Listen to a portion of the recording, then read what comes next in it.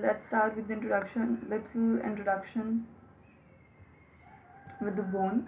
The bone is essential part of the human body. Without the bones, the survival is not possible, and without the health of the bone, also the survival could be difficult. So for the quality of life and for the overall good general health, it's mandatory and it's essential that your bone health should be good. So the bone provides the mobility, protection, and storehouse to the minerals like the calcium, potassium, phosphate, and so on. So let's start with the disease, which is known as osteoporosis. Osteoporosis is the common disease among our society, and especially among the female.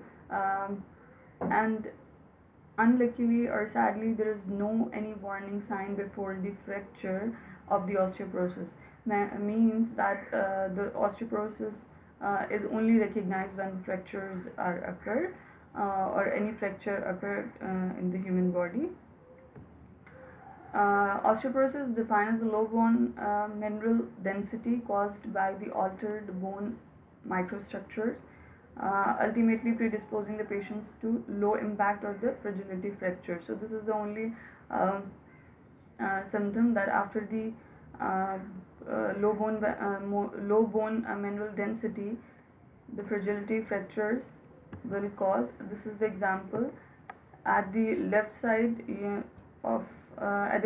you can see the normal bone, and on the right side you can see the bone with the osteoporosis or the osteoporotic bone, in which there is the density is very low,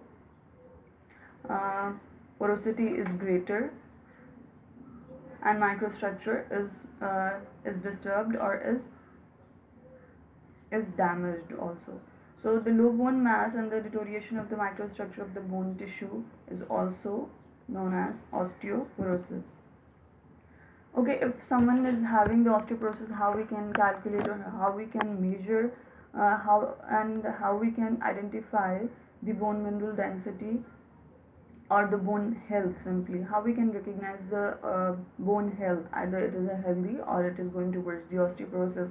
For this, we have an helping tool which is known as the DEXA or the dual energy X-ray absorptiometry test, that can help to identify the low bone density, and as well as for your diagnosis of the osteoporosis. It could be helped in your diagnosis or the confirmation of the osteoporosis. By this test, you can predict or you can make the idea of the future fractures, that if there let's say if there is low bone density is up to the mark, so you can predict that future fractures are there are the greater chances of the future fractures.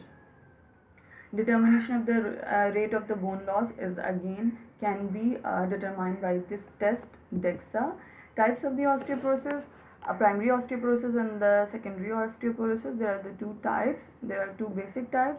Primary is the age related, and the postmenopausal osteoporosis is again the primary osteoporosis among the women, and in the elderly men, senile osteoporosis, and which is again the primary osteoporosis, means the age related, menopausal and the senile osteoporosis among the men and women, and the age. Old age is the common one for the primary osteoporosis, to cause the primary osteoporosis. Now the secondary osteoporosis. Secondary osteoporosis is due to any underlying disease, for example the endocrine disease, medication, or the long-term usage of any medication or steroids, or side effects of any medication, or the adverse effect of any medication can cause the secondary osteoporosis. But the most commonly, the prolonged usage of any medication or any steroids, for example, are the underlying causes of the secondary osteoporosis. Immobility: those who are immobile, those who have the sedentary lifestyle, those who are in bed for the from the long period of time due to any systemic illness or due to any other reason or due to any deformity.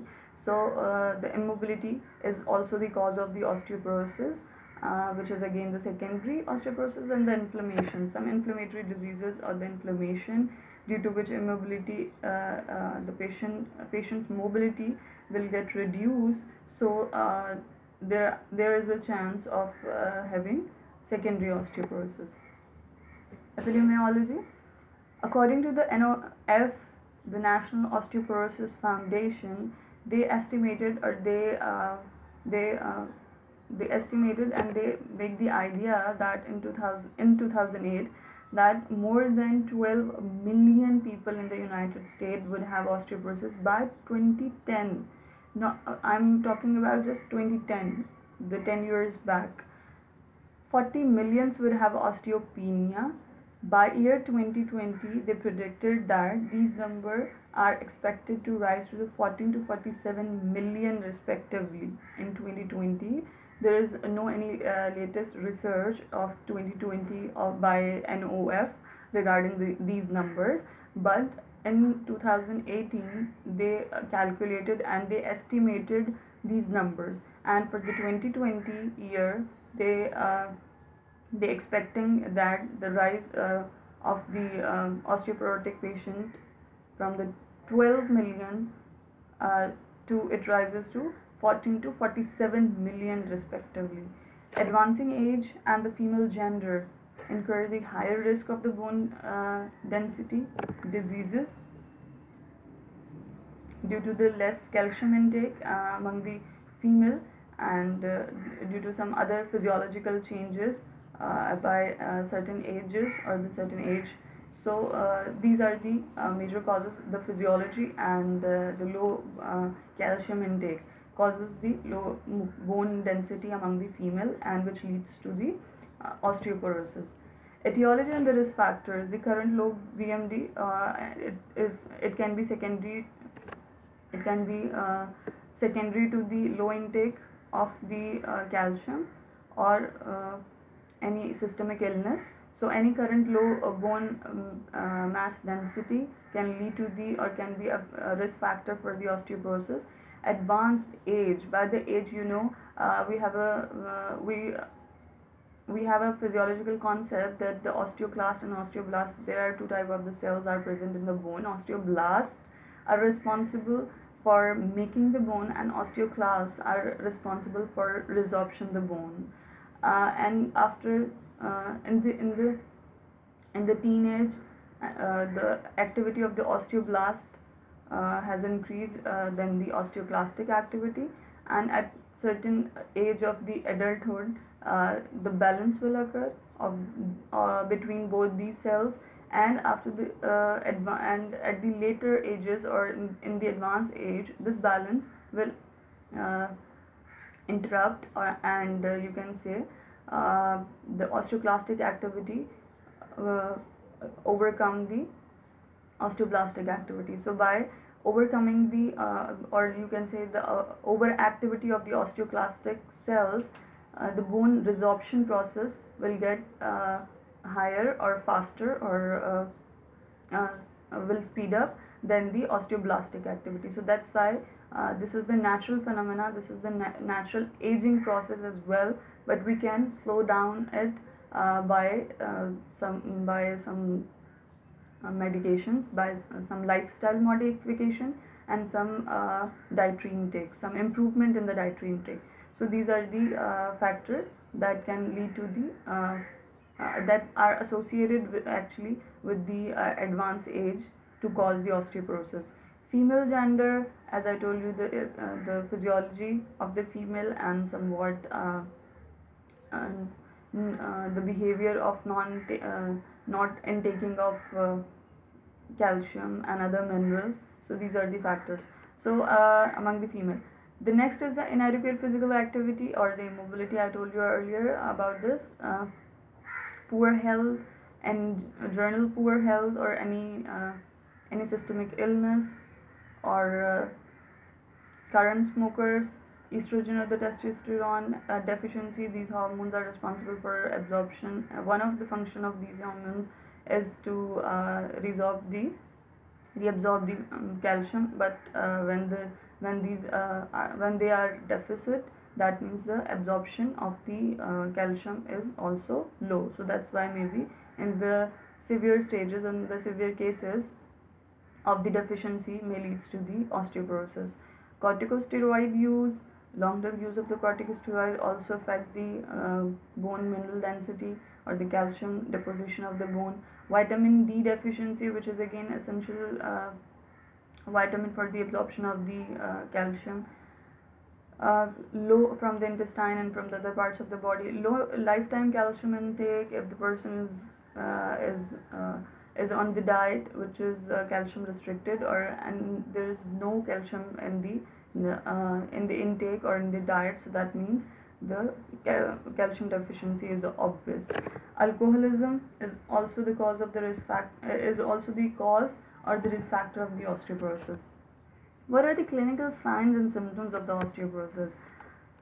Some pains and fractures are the most common sign and symptoms, clinical sign and symptoms of the osteoporosis. Other than that, you might don't have any typical or any you can say the relevant sign or symptom by that you can there is no any typical or the relevant sign and symptom by that you can identify that this is the osteoporosis or this patient is having osteoporosis. So for this, tests are most important for the diagnosis, but the back pain and the pain in the area or in the joints or in the bones is the common among the osteoporosis patient.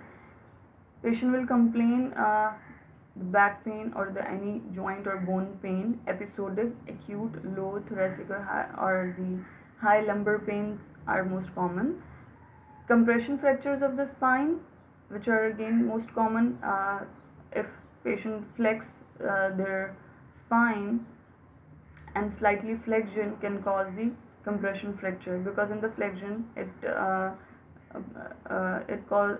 will provide the pressure on the anterior surface of the spine, so that's why the compression fractures are very common. So which is why we guide the patients always do not to flex the especially spine and as well as the other body parts too.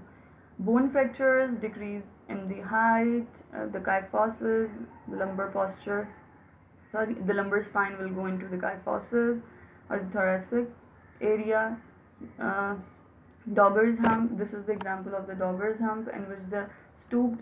The picture is actually the dogger's hump. This is the dogger's hump is a forward neck posture, is a stooped neck posture in which your shoulder will get rounded. So we call it as the posture with the rounded shoulder, stooped neck or forward head or forward neck, and this picture is the clinical picture of the dogger's hump. Decrease the activity tolerance. So these are the common signs and symptoms that you can find in the patient with osteoporosis. Medication of the osteoporosis. There are the number of medications by that you can improve the bone health, like there are some written over here: tripartite, HRT, hormone replacement therapy, which is very expensive, and most least likely to go patient the examine the physician and the patient least likely go for the hormone replacement therapy because this is expensive. SERMs, or the selective estrogen receptor modulators. This is again the treatment choice. Denosumab and the biphosphonates are also the choice of the treatment for the osteoporosis. Osteoporosis medicines can increase the bone density, and while increase may appear small, this can have a very positive effect on the reducing the fracture rates. So these are the medications. that you can, or these are the treatments that you can prescribe to patients for the betterment of their bone health. Okay, so after the DEXA, there is a BMD test. After performing the BMD test, you can further diagnose and further confirm your diagnosis, which is the most reliable test and which is the most common test that performed during the osteoporosis. Results are reporting using the T-scores. T-score relative to how much higher or the lower your bone density is compared to that of a healthy adult. This is the basically the result of a BMD test. This is the T-score. This is the normal one. This is the osteopenia. The patient is low bone mass, means the patient is going towards the osteopenia. Patient is going towards the osteopenia, but there is no actual osteoporosis.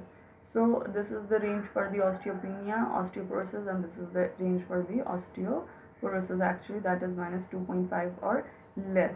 Severe osteopenia, this is the range, but same range, but with the more fragile fractures.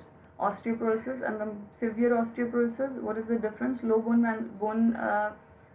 bone mineral density will be low as in the osteoporosis, and in the severe osteoporosis in both are same, but what is the difference?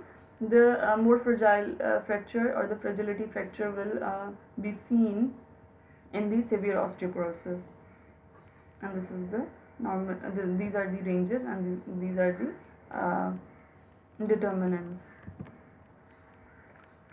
Laboratory test. Initial investigation, ESR, maybe you can see that in the blood or in the test that ESR will be elevated due to some inflammation in the body. Bone profile, serum, calcium, phosphate, so these all will be in less numbers or quantities than the normal one. Alkaline phosphate, renal function, plain X-rays. Plain X-rays will show you the actually the shrinkage or any bony disalignment. So plain X-rays will be advised for the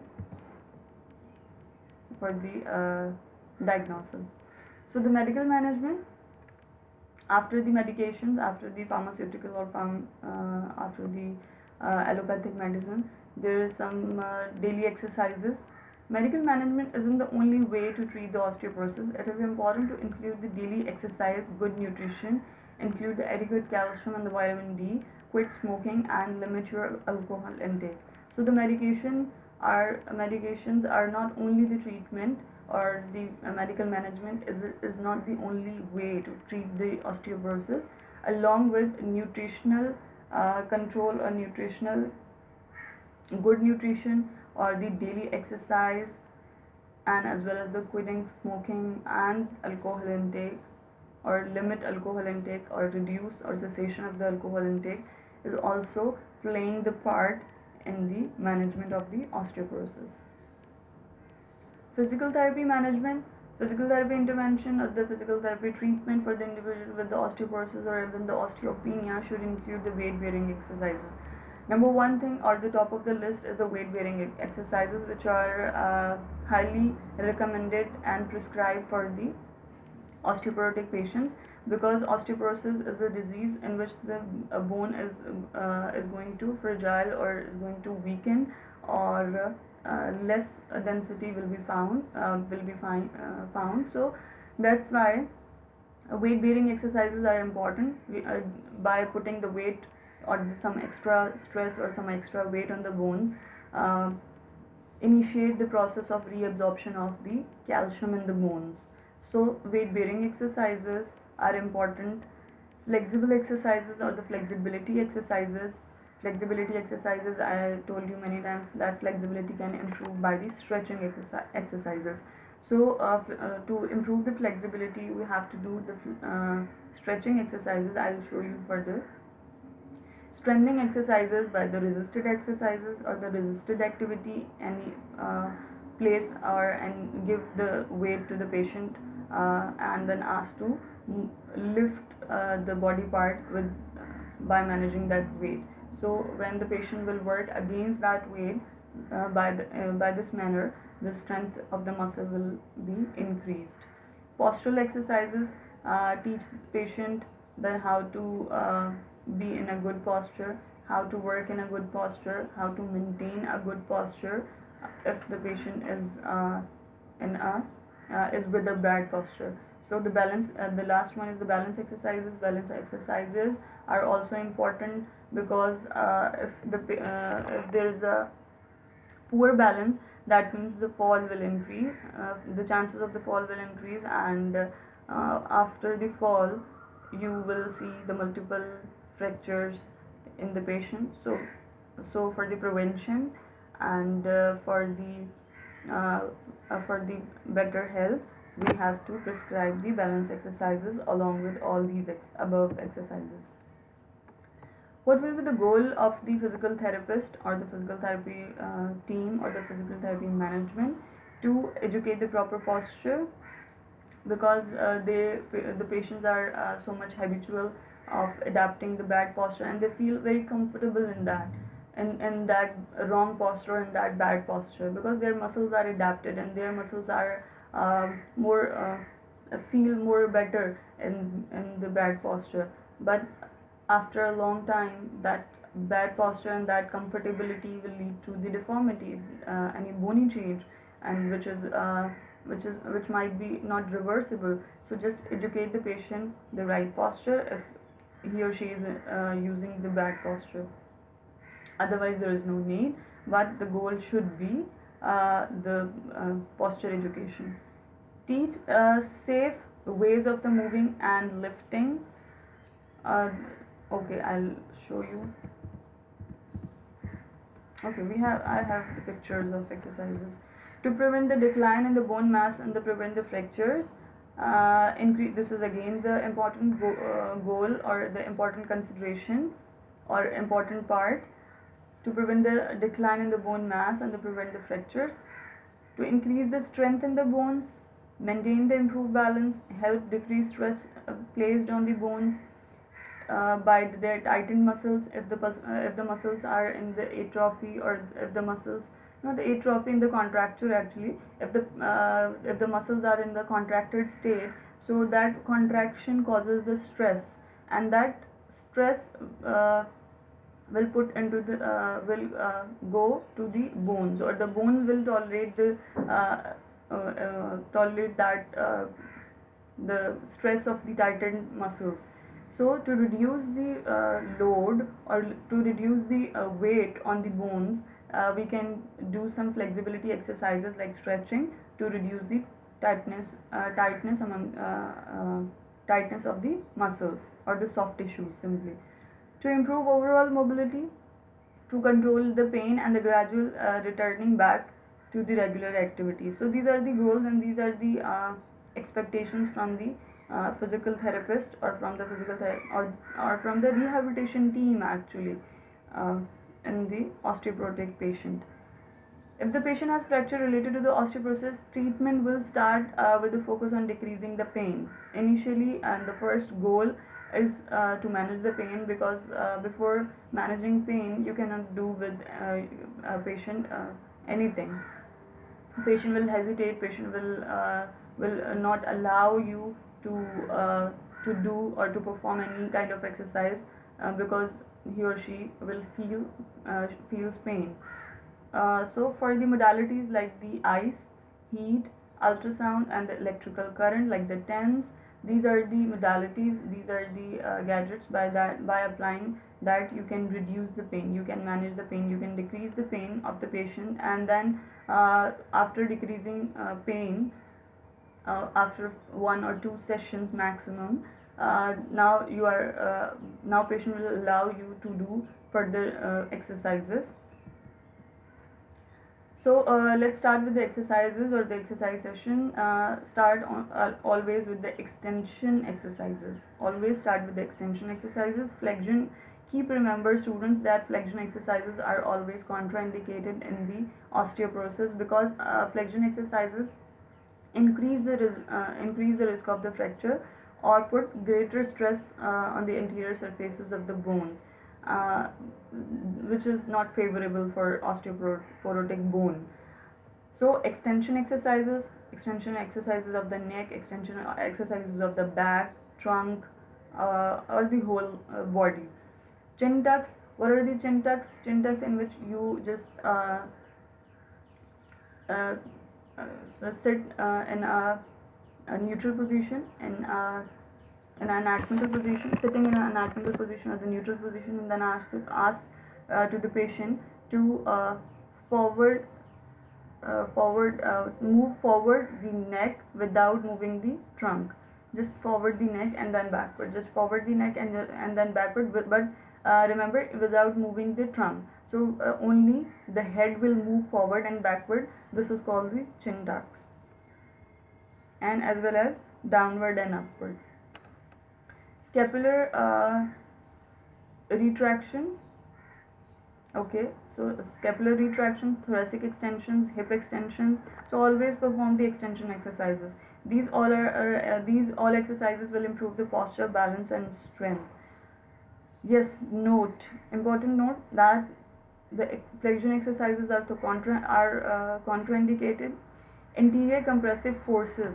When you will perform the flexion, what will happen? That anterior compressive forces to the vertebra and to the bone, can contribute to the compression fractures.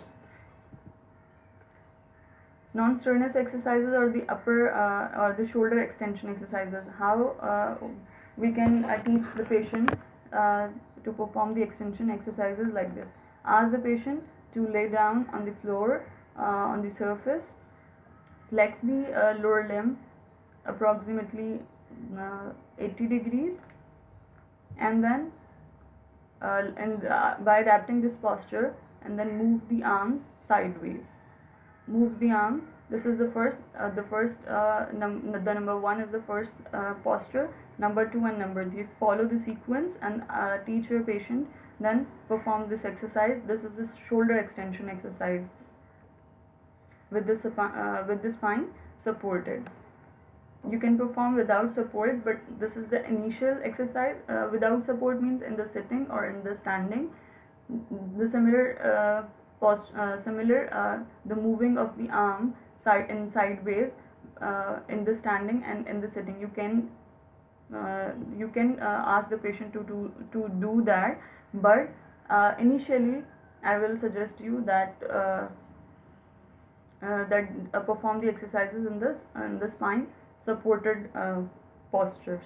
This is the example of the spine supported extension, shoulder extension exercise. Okay, this is the back extension exercise. Example of the back extension exercise: maintain or adapt the neutral posture, 90-degree angle in the knee, 90-degree angle at the hip, and the back is straight. At the left side in the picture 1, you can see that the posture is neutral. There is no deviation. There is no here and there sitting or the weight bearing. Like for suppose at the right side there is a more weight of the body is shifting than the left side. No, there is not anything like that. So just ask the patient to adapt the natural or the neutral posture. Make sure that the angle should be 90 and 90 at the knees and 90 at the hip level, and as well as 90 at the elbow level, right? And then ask the patient to go backward and then forward. Flex the arms and then ask the patients to go forward and then backward. So this is the extension exercises in the sitting position. This position avoids or minimizes the pain in the patients with the severe osteoporosis. This exercise, or these all exercises, are very helpful and very easy to perform and very easy to remember as well. The next is the correct lifting posture. I told you in the previous slides that teach the patients for the correct lifting posture. So which is again very important. You cannot ask the patient if the patient has diagnosed with the osteoporosis that just go and do a bed rest, because bed rest is not in the favor of the patient. So light exercises and light activities are very important. Just always try to uh, convince the patients for the physical activity. So the lifting is again the part of the daily life. So try to teach the patient that always whenever you want to lift anything heavy or anything, either it's not heavy or patient will not patient the patient is not feeling that it's heavy, but always try always teach this technique to patient, that close the whenever or whatever the weight you are carrying, just first bend on your knees, flex your upper body or the trunk, and close the weight to the body, and then lift up, right? Bend the knees, first of all bend the knees, go on the knees, bend the trunk or flex the trunk, close the weight towards the body or to the body, and then just lift up. This is the correct lifting posture. In this posture, by adapting this posture, your spine will receive lesser amount of the weight than your knees and than your hips, because hips, knees, and ankle, these are the weight bearing joint. They can bear the slightly higher stress, but your spine is so flexible and as well as so fragile to get fractured. So we have to by any way we have to protect our spine. So always teach this technique to patient, that whenever you want to lift anything, so just make sure to adapt this posture before carrying the weight. Yes, sleeping pattern is also needed for the teaching. Ask the patient to always try to adapt the posture or the sleeping posture or the sleeping pattern, sleeping posture actually, not pattern, sleeping posture, in which your bones or your muscles will be in a very less amount of the stress. In overall or in general, we can say that the in sleeping or in the lying posture, already the stressors or the stress is very low, but in the osteo or in the severe osteoporotic patients, their bones is like wafers. They can the bones can break easily by even a small jerk, or by even a small movement, or by even a small pressure or small kick. So just try to make sure to the patient that whenever he or she lies or sleeps, so the area that are highly in stress, for example under the knee area is the area which is usually gets stressed by the spine or in the side lying posture. So place the pillow under the knee while in the side lying position or while in the supine position. So this is the normal posture, and always place the pillow to support the neck. What people usually do, they just place the pillow under the head, not by covering the neck. So all the whole night, the back muscles, or especially the neck extensor, they get stiff because they were working whole the night to maintain the posture. So always try to teach the patient that place the pillow not just only under the head, but cover your neck as well, so that your extensor will relax. So these are some tricks, and these are some tips for the patient during the sleep. Thoracic extension exercises. This is the common example, and this is the very common exercise and a very easy exercise to perform the thoracic extension. Ask the patient to lie down on the surface, and then just place a pillow or any roll or anything of this shape under the thoracic region, and by flexing the lower limb.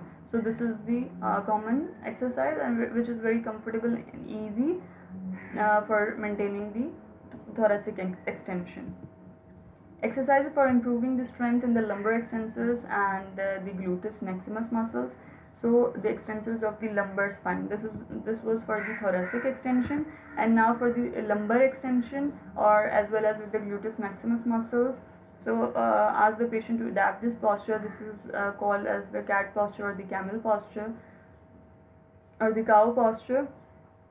So ask the patient to adapt this or go on to the knee, on the knees and hands, and then once the patient is mastered in adapting this posture without any pain or without any discomfort, then go for some modification and for some complex exercise. And the complexity is, now the patient is lifting the one arm and one opposite lower limb, and the base of support is very narrow, means the patient is only the body of the patient is only supported by one hand and one lower limb. So this is quite difficult for maintaining and as well as for the balance. This is quite difficult for the balance. This exercise will improve the balance and as well as the extension of the back, especially the lumbar region, and as well as gluteus maximus, or all the glutei muscles will get strengthened by this exercise.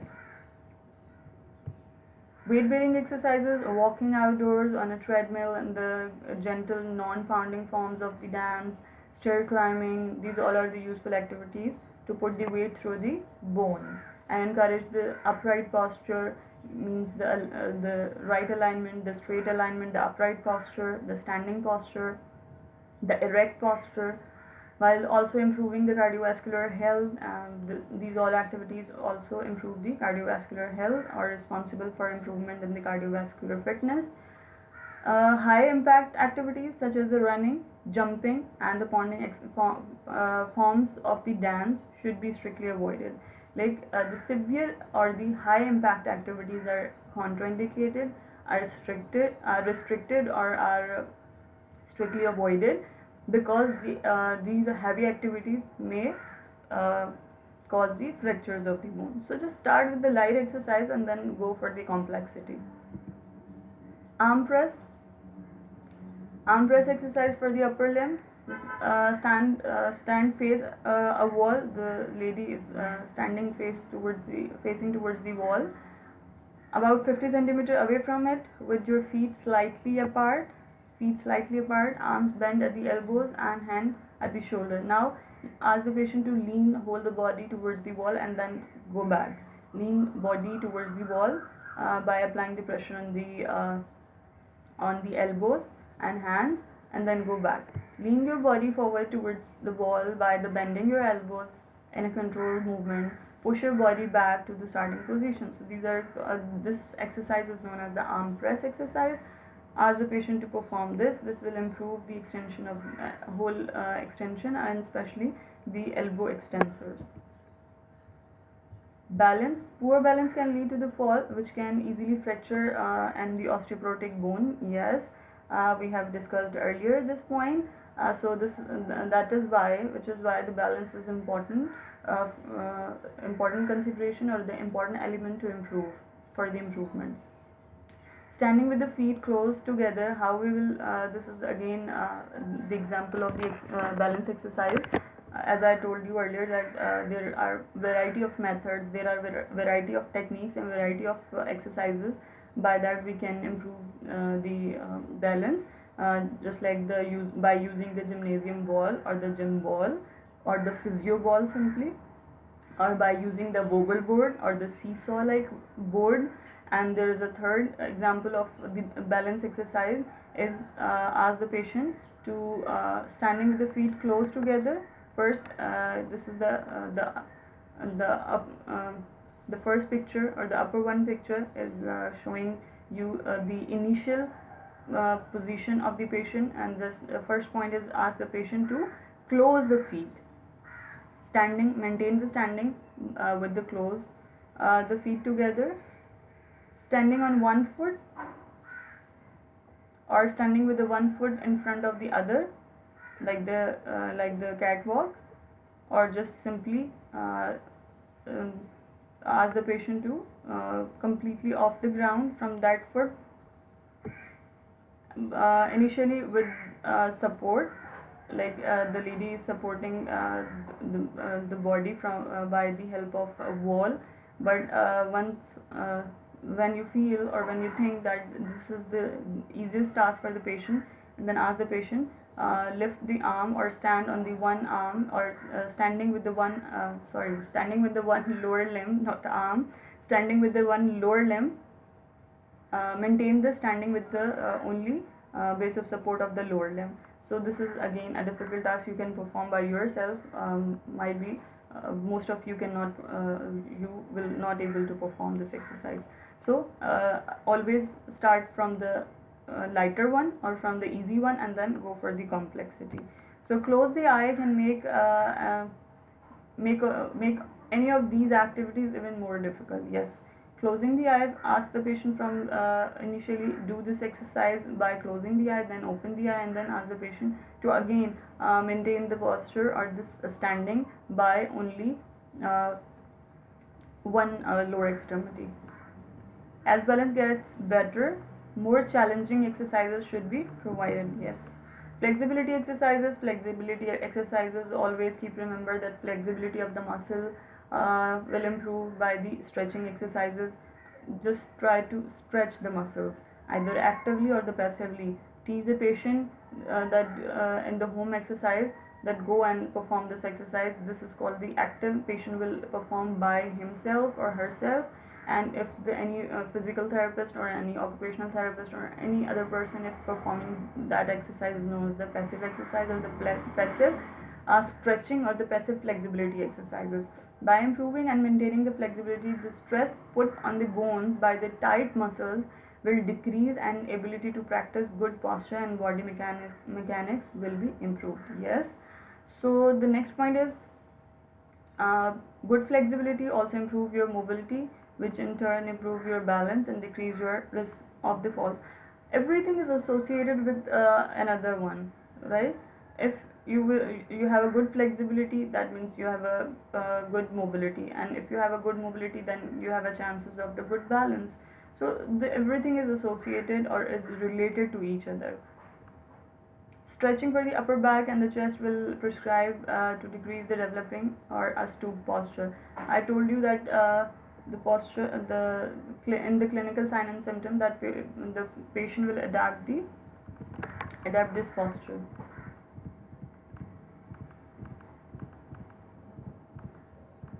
This posture, dogger's hump. This dogger's hump. To prevent this, back stretching or the especially thoracic region stretching or the neck stretching is very important. So this is the point, that stretching of the upper back and the chest will be prescribed to decrease the developing a stoop posture. Stretching for the hips, calf and neck are also important. Pectoral stretching exercises. Ask the patient to initially widen the base of the support, one foot placed forward, then the other one. Simply increase the base of support and make the upper limb in this way, or arrange the upper limb in this way, and then go forward and backward, go forward and backward. Slightly pressure will increase on the forward knee and then backward. So this is the exercise, and as well as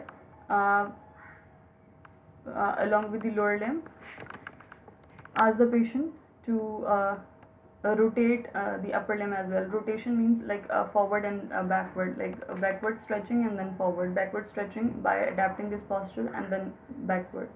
So pectoral stretching exercise performed in the standing position. This is used to reduce the kyphotic posture, will help to reduce the kyphotic posture. Simply ask the patient to maintain this posture, which is showed you in this picture, and simply stretch the pectoral muscle backward and then forward,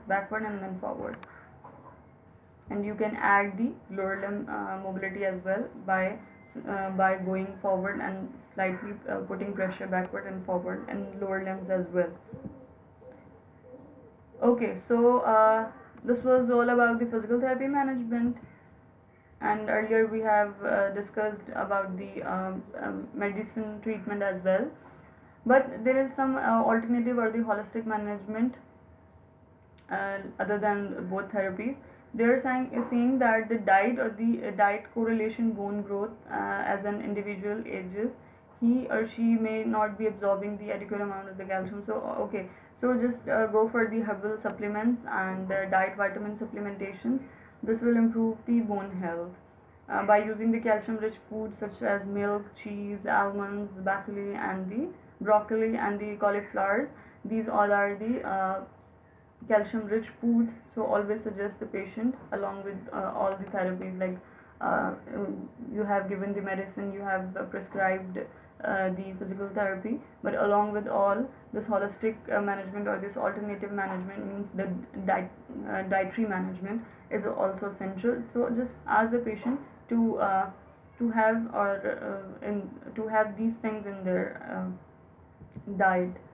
And last but not the least is the yoga. Yoga can stimulate the bones to retain the calcium. There are many evidences have been found that yoga can help in the improving the bone health by retaining the calcium in the bones.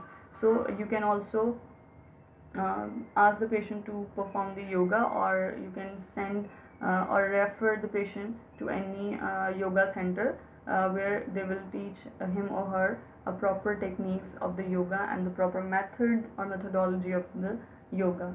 So this is all about the this is the reference, or these are the references.